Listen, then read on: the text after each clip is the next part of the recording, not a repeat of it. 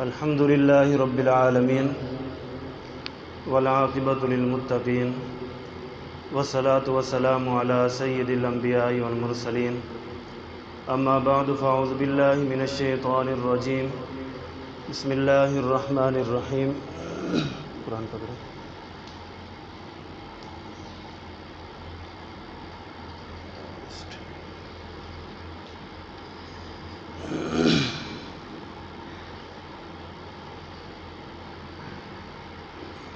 اعوذ باللہ من الشیطان الرجیم بسم اللہ الرحمن الرحیم.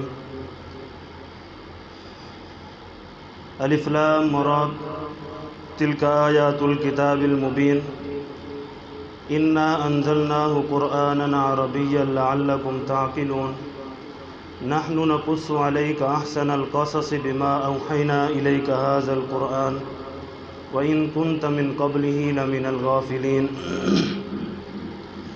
اذ قال یوسف لأبیہ یا ابت انی رأیت 11 کوکبا والشمس والقمر رأیتهم لی ساجدین. صدق اللہ العظیم وصدق رسوله النبی الکریم ونحن على ذلك لمن الشاہدین والشاکرین والحمد للہ رب العالمین. اللہم صل علی سیدنا ومولانا محمد وعلى آل سیدنا ومولانا محمد وبارک وسلم وسلم علیہ. انتہائی واجب الاحترام عزیزم بھائی اور دوستو، میں نے قرآن کریم کی ایک سورت یوسف اس کی کچھ آیتیں تلاوت کی ہیں. بہت دنوں سے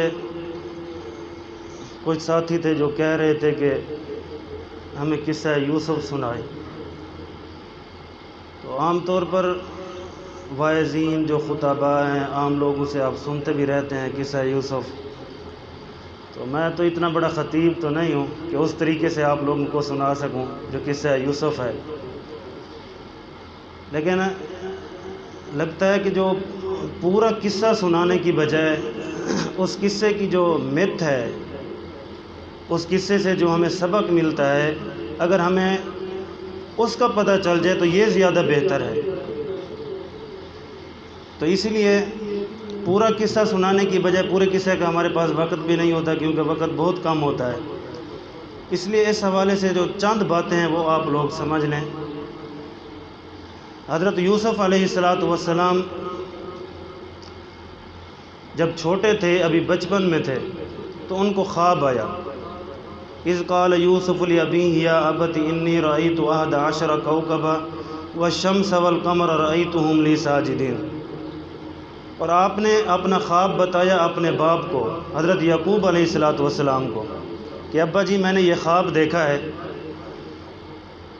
تو عام طور پر ہماری جو اولاد ہوتی ہے، ہماری اولاد کو اگر کوئی بات کا پتہ چلے یا کوئی خواب دیکھے تو وہ اپنے والدین کو نہیں بتاتے، وہ دوستوں کو بتاتے ہیں.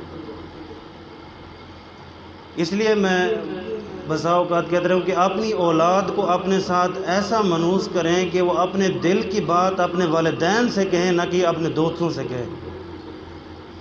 کیونکہ وہ اگر اپنے والدین کو اپنے دل کی بات بتائیں گے تو والدین بہتر فیصلہ کر سکیں گے ان کے دوستوں سے. جب اولاد اپنے دل کا حال دوستوں کو جا کے بتاتی ہے تو پھر دوست ان کو غلط مشورے دیتے ہیں، پھر اولاد غلط راستے کی طرف چل پڑتی ہے. تو اس لیے اولاد کو اپنی طرف اتنا منوس کریں کہ اولاد دل کا حال اپنے والدین کو بتائے، یا باپ کو بتائے یا ماں کو بتائے. حضرت یوسف علیہ السلام نے جب خواب دیکھا تو آپ نے خواب بتایا اپنے والد کو کہ میں نے یہ خواب دیکھا ہے. تو ان کے والد خواب کی تعبیر جاننے والے تھے کیونکہ وہ بھی نبی تھے. تو انہوں نے کہا کہ بیٹا تو نے خواب دیکھا ہے، یہ خواب اپنے بھائیوں کو مت بتانا، اپنے بھائیوں کو مت بتانا. دیکھو باپ ہے نا، باپ ہے، اپنے اولاد کے دوسری اولاد کے بارے میں کہہ رہا ہے کہ یہ خواب ان کو مت بتانا، اور ہم دوستوں کو بتاتے ہیں کہ دوست کا کیا کیا مشورہ دیں گے ہمیں. اب والد جاننے والا ہے نا تعبیر، انہوں نے کہا کہ اپنے بھائیوں کو نہیں بتانا. تو اس سے ہمیں پتہ چلتا ہے کہ اللہ تعالیٰ ہمیں اگر کوئی اچھی چیز دے تو اسے چھپانا چاہیے، کیونکہ کچھ لوگ محبت کرنے والے ہوتے ہیں اور کچھ حسد کرنے والے ہوتے ہیں. اللہ تعالیٰ نے دشمن کا علاج بتایا ہے کہ جو آپ کا دشمن ہے آپ اس کے ساتھ اچھا سلوک کرو تو وہ آپ کا دوست ہو جائے گا۔ جو حسد کرنے والے ہیں اللہ تعالیٰ نے حسد کا علاج نہیں بتایا، فرمایا وَمِن شَرِّ حاسد اذا حسد، حسد کرنے والوں سے میری طرف سے پناہ مانگ، یہ تیرا دوست کبھی نہیں ہو سکتا، اس سے پناہ مانگا کر، اس کا علاج یہ بتایا ہے۔ تو آپ نے بتایا کہ اپنے بھائیوں کو مت بتانا، تو میں بڑا مختصر آپ لوگوں کو بتا دیتا ہوں، لیکن بھائیوں کو پتہ چل گیا اس بارے میں۔ اب بھائیوں نے سازش شروع کر دی حضرت یوسف علیہ السلام کے بارے میں۔ ان کا ایک بھائی تھا جو حضرت یوسف علیہ السلام کا سگا بھائی تھا، اس کے علاوہ جو اور بھائی تھے وہ آپ کے سگے بھائی نہیں تھے بلکہ آپ کے سوتیلے بھائی تھے، کچھ اس وجہ سے بھی خطرہ تھا۔ تو انہوں نے بڑی منت کی حضرت یعقوب علیہ السلام سے کہ ہم حضرت یوسف علیہ السلام کو باہر لے کے جانا چاہتے ہیں، آپ ہم پر اعتبار ہی نہیں کرتے، یہ ہمارا بھی بھائی ہے، ہم اس کا بڑا خیال کریں گے۔ تو حضرت یعقوب علیہ السلام نے فرمایا کہ مجھے خطرہ ہے کہ یہ بہت چھوٹا ہے، اگر یہ تمہارے ساتھ گیا ہو سکتا ہے کہ اس کو بھیڑیا نہ کھا جائے، تم کسی غفلت میں نہ پڑ جاؤ۔ تو انہوں نے بڑی منت کی، تو منت کرنے کے باوجود حضرت یوسف علیہ السلام جب ان کے ساتھ چلے گئے، بڑا مختصر ہے، تو وہاں جا کر یوسف علیہ السلام کو مارا پیٹا، تو بڑی ان کے خلاف سازیں کی کہ ان کو قتل کر دینا چاہیے۔ تو کچھ بھائیوں نے کہا کہ اس کو قتل نہیں کرتے، اس کو کنویں میں پھینک دیتے ہیں۔ تو وہاں ایک کنواں تھا، تو حضرت یوسف علیہ السلام کو کنویں میں پھینک دیا۔ جب کنویں میں پھینکا تو اللہ تعالیٰ نے حضرت جبرائیل کو حکم دیا کہ اس کو پانی میں گرنے سے پہلے اپنی گود میں لے لو۔ نبی تھے نا، پانی میں گرنے سے پہلے اس کو اپنی گود میں لے لو۔ تو ابھی پانی میں گرے نہیں تھے تو حضرت جبرائیل نے اپنے پروں پر اٹھا لیا، یہ سارے واپس چلے گئے۔ تو 3 دن حضرت یوسف علیہ السلام اس کنویں میں رہے۔ 3 دن کے بعد وہاں سے ایک قافلہ گزرا، تو وہاں اس نے دیکھا کہ یہ کنواں ہے، تو انہوں نے کہا کہ یہاں سے ہم پانی لے جاتے ہیں۔ جو پانی لینے کے لیے انہوں نے ڈول نیچے ڈالا تو حضرت یوسف علیہ السلام اس ڈول میں بیٹھ گئے۔ جب انہوں نے باہر کھینچا تو یوسف علیہ السلام وہ ڈول کے ساتھ باہر آ گئے۔ جب باہر آئے تو حضرت یوسف علیہ السلام کو بہت زیادہ حسن تھا، اتنے خوبصورت تھے کہ اللہ تعالیٰ نے جتنا حسن اس پوری دنیا میں تقسیم کیا ہے، پوری دنیا میں جو قیامت تک انسان آئیں گے، جو آ چکے ہیں، جو چلے گئے ہیں، جو آ رہے ہیں، ایک حصہ پوری دنیا کو تقسیم کیا اور ایک پورا کا پورا حضرت یوسف علیہ السلام کو دے دیا، تو بتاؤ کتنا حسن ہوگا۔ ایک حصہ سارا کا سارا حضرت یوسف علیہ السلام کو دے دیا تو پھر کتنا بڑا حسن ہوگا۔ جب انہوں نے نکالا تو ڈول کے ساتھ جب واپس آئے تو وہ حیران ہو گئے۔ قال یا بشرا ھذا غلام واسروہ بضاعہ واللہ علیم بما یعملون۔ تو اس نے دیکھا تو ایسے ہی کیا، ھذا غلام، قال یا بشرا ھذا غلام، یہ کیا چیز ہے بھائی، یہ کیا چیز ہے، اتنا حسین، اتنا جمیل، اتنا نور، اتنا حسن، یہ کیا چیز ہے۔ اب انہوں نے اس طرف باہر نکالا تو دوسری طرف سے بھائی آ گئے، وہ 3 دن بعد وہ دیکھنے کے لیے آئے تھے کہ یوسف زندہ ہے یا فوت ہو گیا، اب خبر لینے کے لیے آئے تو دیکھا تو وہ قافلے نے حضرت یوسف علیہ السلام کو باہر نکالا ہوا تھا۔ تو ان بھائیوں نے پھر سازش شروع کر دی فوراً، اب کہنے لگے یہ تو ہمارا بھاگا ہوا غلام ہے، آپ کو کہاں سے مل گیا؟ انہوں نے کہا یہ تو ہمیں اس کنویں سے ملا ہے۔ انہوں نے کہا چلو آپ کو مل گیا تو ہم آپ کو بیچتے ہیں، اس کو لے جاؤ۔ وَشَرَوْهُ بِثَمَنٍ بَخْسٍ دَرَاهِمَ مَعْدُودَةٍ وَكَانُوا فِيهِ مِنَ الزَّاهِدِينَ، چند درہم کے بدلے حضرت یوسف علیہ السلام کو بیچ دیا۔ وہ مصر کی طرف جا رہے تو مصر کی طرف لے گئے تو مصر کے گورنر نے ان کو خرید لیا۔ اب وہاں رہے، اب جب جوانی جب آپ کی آئی تو حسن اور پھوٹا، سورج کی طرح باہر نکلا، تو جو عزیز مصر کی بیوی تھی وہ فتنے میں پڑ گئی۔ حضرت یوسف علیہ السلام کو جب حسن کو دیکھا تو وہ فتنے میں پڑ گئی۔ اب حضرت یوسف علیہ السلام پر انہوں نے حملہ شروع کر دیا۔ آگے بھی اللہ کا نبی تھا تو اس نے سارے دروازے بند کر دیے، سارے کے سارے۔ دروازے بند، تالے لگا دیے۔ تو یوسف علیہ السلام کھڑے ہیں اور آگے عزیز مصر کی بیوی برائی کی دعوت دے رہی ہے۔ تو یوسف علیہ السلام نے یہی سوچا کہ یا اللہ، یہ ایک دروازہ ہے جو میرے سامنے ہے، بس یہاں تک بھاگنا میرا کام ہے، آگے راستے بنانا تمہارا کام ہے۔ تو حضرت یوسف علیہ السلام بھاگے دروازے کی طرف۔ اب عزیز مصر کی بیوی پیچھے اور یوسف علیہ السلام آگے۔ اب جیسے ہی دروازے تک پہنچتے ہیں تو تالا ٹوٹتا ہے، ٹھک، تالا ٹوٹا، دروازہ کھل گیا۔ باہر دوسرے دروازے تک پہنچے، ٹھک، تالا ٹوٹا، دروازہ کھل گیا، ٹھک، تالا ٹوٹا، دروازہ کھل گیا۔ اب اللہ تعالیٰ کی کیسی مدد ہو رہی ہے۔ جب آخری دروازے پر پہنچے نا، آخری دروازے پر پہنچے، جب بڑا دروازہ، ٹھک، تالا ٹوٹا، دروازہ کھلا، جوں ہی باہر نکلے تو آگے ان کا شوہر دروازے کے سامنے آ گیا۔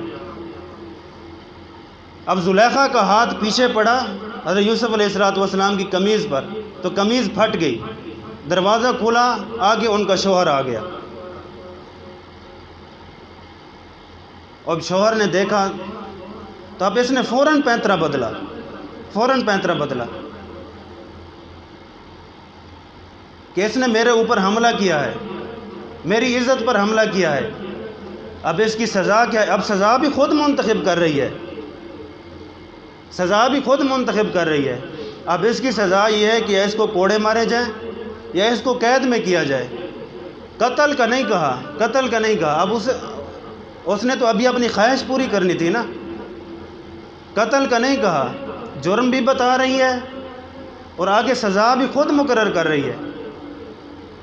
اس کی کیا سزا ہوگی؟ جو آپ کی بیوی کے ساتھ غلط سلوک کرے، یا اس کو قید میں ڈال دو یا اس کو کوڑے مارے جائیں۔ اب سزا بھی خود منتخب کر رہی ہے۔ وَلَقَدْ هَمَّتْ بِهِ وَهَمَّ بِهَا لَوْلَا أَن رَّأَىٰ بُرْهَانَ رَبِّهِ كَذَٰلِكَ لِنَصْرِفَ عَنْهُ السُّوءَ وَالْفَحْشَاءَ إِنَّهُ مِنْ عِبَادِنَا الْمُخْلَصِينَ وَاسْتَبَقَ الْبَابَ وَقَدَّتْ قَمِيصَهُ مِنْ دُبُرٍ وَأَلْفَ يَا سَيِّدَهَا لَدَى الْبَابِ قَالَتْ مَا جَزَاءُ مَنْ أَرَادَ بِأَهْلِكَ سُوءًا إِلَّا أَن يُسْجَنَ أَوْ عَذَابٌ أَلِيمٌ قَالَ هِيَ رَاوَدَتْنِي عَن نَّفْسِي۔ ارے یوسف علیہ السلام نے کہا کہ میں نے کچھ نہیں کیا، اس نے مجھے دعوت دی ہے۔ تو وہاں ایک بچے نے گواہی دی، وَشَهِدَ شَاهِدٌ مِّنْ أَهْلِهَا، ایک بچہ گواہی دے رہا ہے، وَشَهِدَ شَاهِدٌ مِّنْ أَهْلِهَا إِنْ كَانَ قَمِيصُهُ قُدَّ مِنْ قُبُلٍ فَصَدَقَتْ وَهُوَ مِنَ الْكَاذِبِينَ۔ ان کی قمیض دیکھ لو، اگر حضرت یوسف علیہ السلام کی قمیض آگے سے پھٹی ہوئی ہے تو پھر یہ زلیخا سچی ہے، وَإِنْ كَانَ قَمِيصُهُ قُدَّ مِنْ دُبُرٍ فَكَذَبَتْ وَهُوَ مِنَ الصَّادِقِينَ۔ اگر دیکھ لو کہ حضرت یوسف علیہ السلام کی قمیض پیچھے سے پھٹی ہوئی ہے تو پھر حضرت یوسف علیہ السلام سچے ہیں۔ جب دیکھا گیا تو حضرت یوسف علیہ السلام کی قمیض پیچھے سے پھٹی ہوئی تھی، کیونکہ زلیخا نے پیچھے سے پکڑا تھا نا۔ فَلَمَّا رَأَىٰ قَمِيصَهُ قُدَّ مِنْ دُبُرٍ قَالَ إِنَّهُ مِنْ كَيْدِكُنَّ إِنَّ كَيْدَكُنَّ عَظِيمٌ يُوسُفُ أَعْرِضْ عَنْ هَٰذَا وَاسْتَغْفِرِي لِذَنبِكِ إِنَّكِ كُنتِ مِنَ الْخَاطِئِينَ۔ اب عزیز مصر کو بھی پتہ چل گیا کہ میری بیوی جھوٹی ہے، حضرت یوسف علیہ السلام سچے ہیں۔ تو اس نے خود کہا کہ یوسف علیہ السلام کو، یوسف تو درگزر کر دے، اب عزت کا سوال ہے، تو درگزر کر۔ اب بے گناہ یوسف علیہ السلام کو جیل میں ڈال دیا۔ اب اس کے آگے یہی مسئلہ ہے، وَقَالَ نِسْوَةٌ فِي الْمَدِينَةِ امْرَأَةُ الْعَزِيزِ تُرَاوِدُ فَتَاهَا عَن نَّفْسِهِ۔ اب دوسری عورتوں نے کہا زلیخا کو کہ تجھے کیا ہو گیا، تو ایک غلام کے پیچھے پڑ گئی، تو اتنی حسین و جمیل، تو شہزادی ہے، تو ایک غلام کے پیچھے لٹو ہو گئی ہے۔ تب زلیخا نے کہا کہ میں تمہاری خبر لے لیتی ہوں ابھی۔ قَدْ شَغَفَهَا حُبًّا إِنَّا لَنَرَاهَا فِي ضَلَالٍ مُّبِينٍ فَلَمَّا سَمِعَتْ بِمَكْرِهِنَّ أَرْسَلَتْ إِلَيْهِنَّ وَآتَدَتْ لَهُنَّ مُتَّكَأً وَآتَتْ كُلَّ وَاحِدَةٍ مِّنْهُنَّ سِكِّينًا۔ اب ساری عورتوں کو دعوت پر بلایا، ان کو دسترخوان پر بٹھایا اور ان کے آگے ایسا کھانا رکھا جو چھریوں سے کاٹنے والا ہے۔ سارے فروٹ رکھ دیے، چھریاں بھی رکھ دی اور فروٹ بھی رکھ دیے۔ مِّنْهُنَّ سِكِّينًا وَقَالَتْ اخْرُجْ عَلَيْهِمْ۔ جب یہ فروٹ کاٹنے لگی نا وقالت تخرج علیہم، تو زلیخا نے کہا کہ یوسف باہر آ جاؤ، باہر آ جاؤ۔ جب یوسف علیہ السلام باہر ہے، فلما رأینہ اکبرنہ، ان سب کی آنکھیں پھٹی کی پھٹی رہ گئیں۔ اب یوسف کی طرف دیکھ رہی، آنکھیں پھٹی کی پھٹی رہ گئیں۔ فلما رأینہ اکبرنہ، اب ان کو پتہ نہیں چلا، آنکھیں اس طرف ہیں، اکبرنہ وقطعن ایدیہن، اب پھلوں کی بجائے ہاتھ کو کاٹ رہی ہیں، پھلوں کی بجائے ہاتھ کو کاٹ رہی ہیں، انگلیاں کاٹ رہی ہیں۔ وقطعن ایدیہن، انگلیاں کاٹ رہی ہیں، خون نکل رہا ہے، ان کو پتہ کچھ نہیں چل رہا، دیکھ یوسف کی طرف رہی ہیں۔ وَقُلْنَا حَاشَ لِلَّهِ مَا هَذَا بَشَرًا، ارے یہ تو انسان نہیں ہے، یہ تو کوئی فرشتہ ہے، یہ تو کوئی فرشتہ ہے۔ إِنْ هَذَا إِلَّا مَلَكٌ كَرِيمٌ قَالَتْ فَذَلِكُنَّ الَّذِي لُمْتُنَّنِي فِيهِ، تو زلیخا نے کہا قَالَتْ فَذَلِكُنَّ الَّذِي لُمْتُنَّنِي فِيهِ، دیکھ لیا جے، اے ہی ہے جس کے بارے میں تم مجھے ملامت کر رہی تھی نا، یہ وہی ہے، اب تم اپنے ہاتھوں کو کاٹ بیٹھی ہو، تمہیں پتہ نہیں چلا۔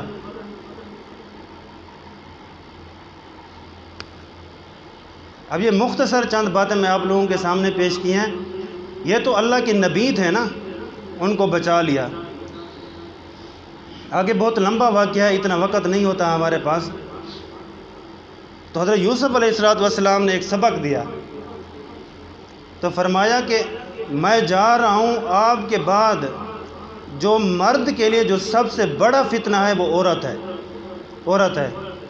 اور فرمایا ہر عورت نہیں، ہر عورت نہیں، بدکار عورت، بری عورت، ورنہ رابعہ بصری بھی تو عورت ہیں، بڑی بڑی نیک عورتیں ہیں، عبد القادر جیلانی کی ماں بھی تو عورت ہیں۔ فرمایا جو بدکار عورت ہے اس سے آپ لوگوں نے بچ کر رہنا ہے۔ سکندر بادشاہ تھا نا، وہ ایک عورت پر لٹو ہو گیا، عاشق ہو گیا۔ تو جب عاشق ہو گیا تو ان کا استاد تھا ارسطو، اس نے کہا کہ تو نے تو ابھی دنیا فتح کرنی ہے، تو کہ عشق مشوقی میں پا گیا۔